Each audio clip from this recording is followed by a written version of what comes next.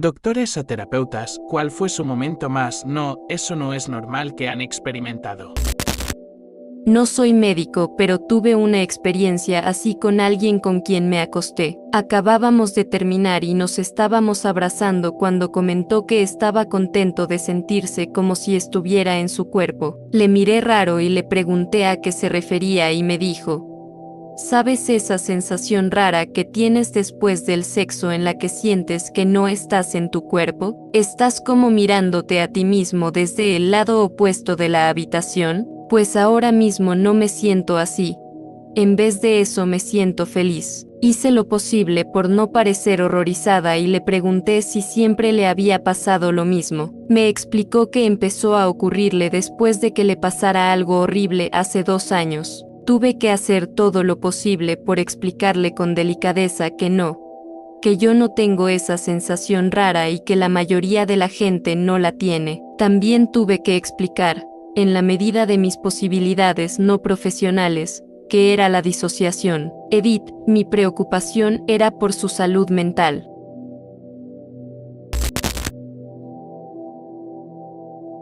Un chico de unos 20 años vino quejándose de un problema en el ombligo. Le examiné. Tenía una costra irritada dentro del ombligo causado por una agresiva rascada de pelusa.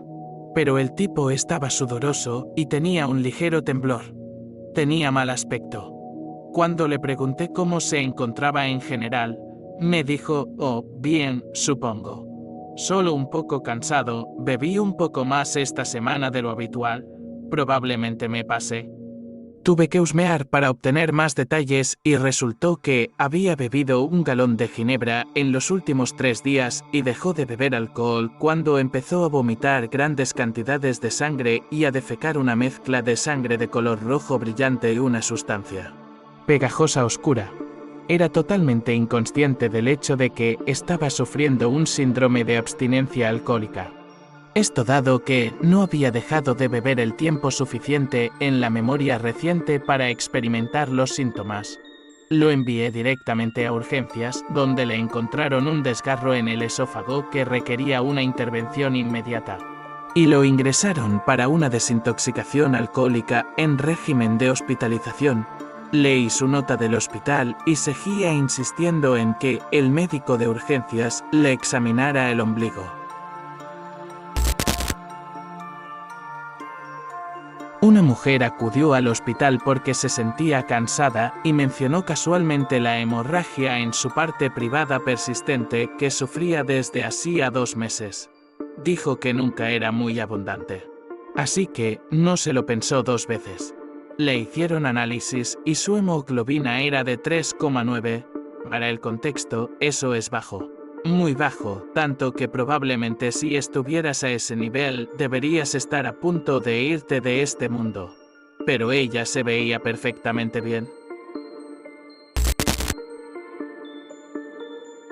La madre trae a su hijo porque la niñera estaba preocupada por esos hechizos que tenía el niño. Al parecer, el niño tenía episodios en los que se quedaba mirándoles fijamente y no reconocía lo que le decían o lo que estaba haciendo. Los padres pensaban que se comportaba como un tonto y no les hacía caso o que estaba distraído. El niño resultó tener crisis de ausencia.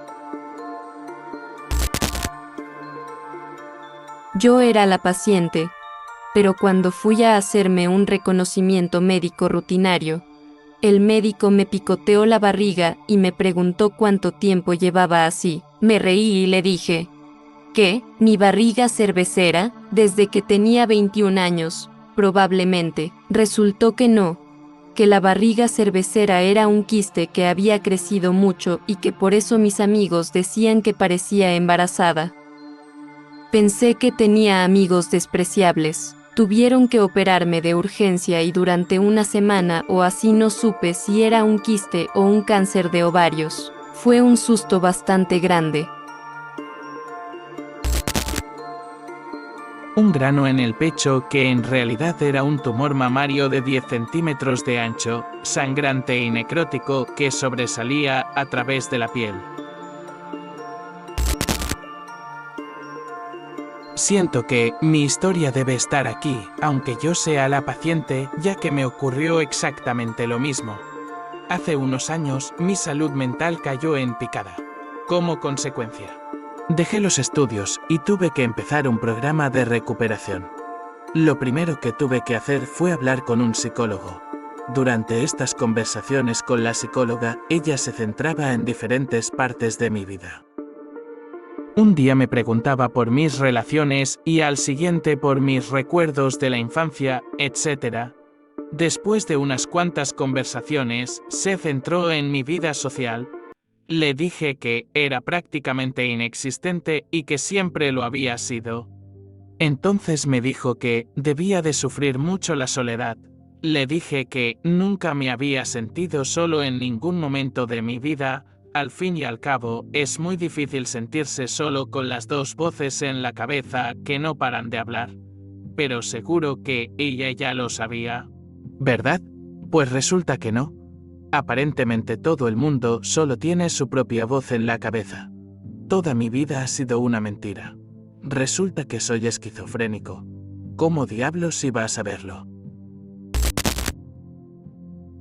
En una ocasión me dijeron que algo que había hecho no era normal. Estaba en fisioterapia recuperándome de una operación de espalda. Mi fisioterapeuta en casa me estaba haciendo hacer estiramientos y me pidió que extendiera la pierna lo máximo posible y enderezara la rodilla.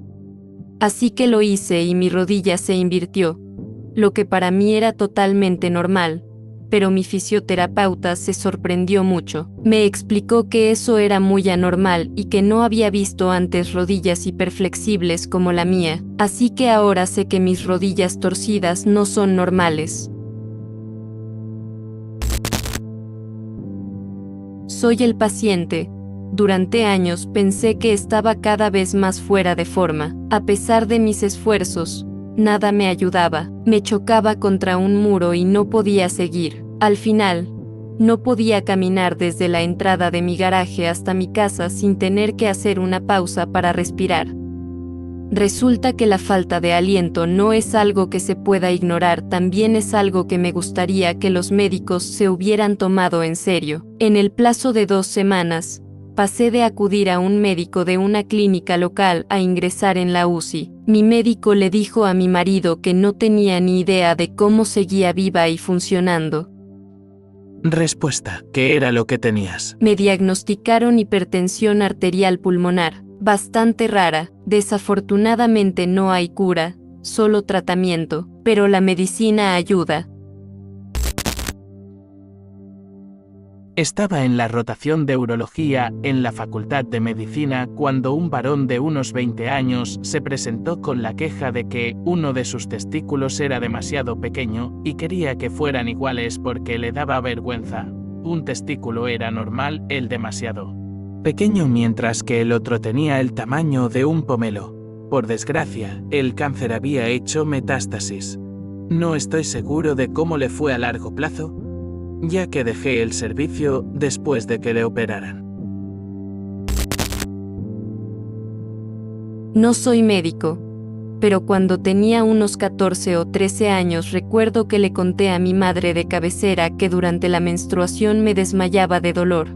No podía moverme o me ponía enferma, y le conté una historia sobre un viaje a Italia en el que en mitad del vuelo me puse muy enferma hasta el punto de aterrorizar a las pobres azafatas. Terminé llenando 4 bolsas de vómito, arrastrándome hasta la parte de atrás del avión agarrándome el estómago, encontrándome las puertas cerradas intentando usar los baños de primera clase para poder terminar de vomitar. Cuando me denegaron la entrada, simplemente me tumbé en el pasillo esperando a que la dulce muerte me llevara. No lo hizo. La muerte tiene un servicio de atención al cliente terrible. Luego me desmayé al salir del avión, pero se supone que los periodos son dolorosos. No, el médico me dijo, cariño, se supone que tienes que sentir algo de inconformidad, no estar incapacitada. De todos modos, me puso en un tratamiento anticonceptivo y nunca he sido tan feliz. Esto me pasó a mí. Me desperté con una menstruación tan abundante que la cama estaba empapada. Me levanté y me salió a borbotones, coágulos del tamaño de la palma de la mano. Abrumada, hice lo que haría cualquier mujer si pudiera y llamé a mi madre para que viniera a consolarme y me ayudara a limpiar el desastre. En ese momento todavía estaba pensando, ¿qué menstruación tan abundante? Estaba más preocupada por cómo reaccionaría mi casero ante la alfombra. Luego me desmayé. Me desperté. Me desmayé otra vez. Llamé a mamá para llorar porque mi estúpido periodo me hacía faltar al trabajo. Mis padres llamaron a una ambulancia que llegó primero a la casa y me llevó de urgencia al hospital. No es la regla. Hemorragia interna masiva en el útero. Yo era el paciente, pero la mía era un poco al revés de todo el asunto. Siento que está lo suficientemente cerca para encajar. Cuando me acuesto boca arriba, mis pies se vuelven completamente planos. Siempre lo han hecho así. Mis huesos de las piernas están torcidos y esa es la posición más cómoda para ellos. Esto fue al día siguiente de romperme la pelvis y ir al médico para ver qué daños tenía. El médico no sabía lo de mis pies, así que tenía una cara de terror cuando me vio y volvió a salir. Mi madre tuvo que hablar con él y decirle que no, que era normal, porque dio por hecho que me había roto las dos caderas. Cuando por fin tomé medicación para la ansiedad, descubrí que enfadarme y frustrarme, de forma irracional, hasta el punto de llorar y gritar a la gente por tocar ciertas cosas. Guardar los platos mal, masticar. Mover mis cosas unos centímetros o hablarme cuando no tenía ganas de hablar, no era, de hecho, normal. No me di cuenta hasta la universidad. Cuando discutíamos en clase de psicología que la mayoría de la gente tiene un ojo de la mente y puede ver cosas visualmente en su mente. Yo nunca he tenido un sueño diurno y pensaba que simplemente no tenía imaginación. Resulta que tengo afantasía.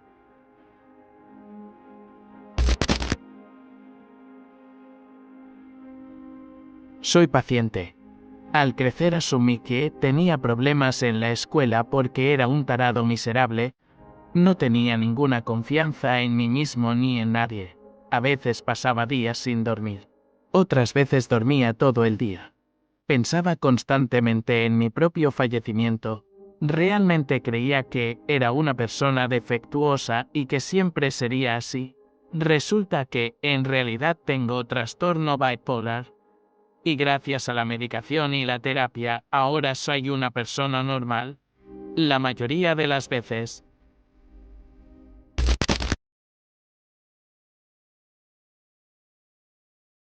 Una vez mi terapeuta me dijo que no era normal que te educaran para anteponer a los demás a ti mismo. No era un médico, eso me había pasado a mí.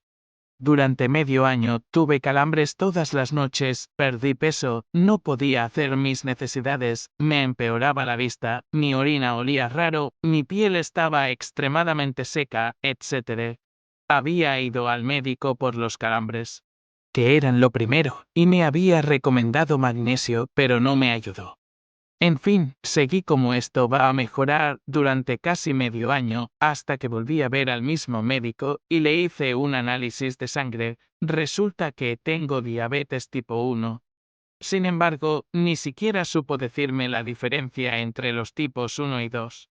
Así que no volví a ir a verle. Paciente aquí.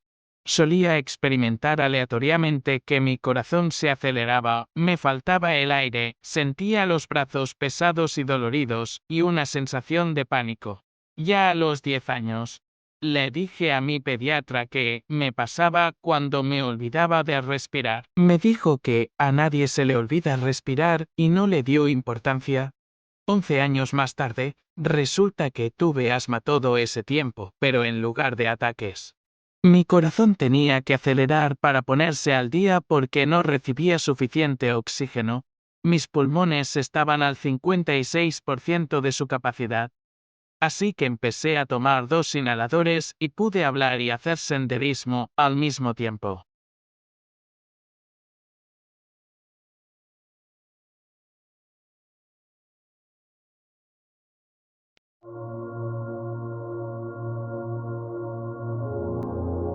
Espero les haya gustado el vídeo, sean libres de dejar su opinión en la caja de comentarios, me encantaría leerlos, no olviden suscribirse y darle like para más contenido, hasta la próxima noche.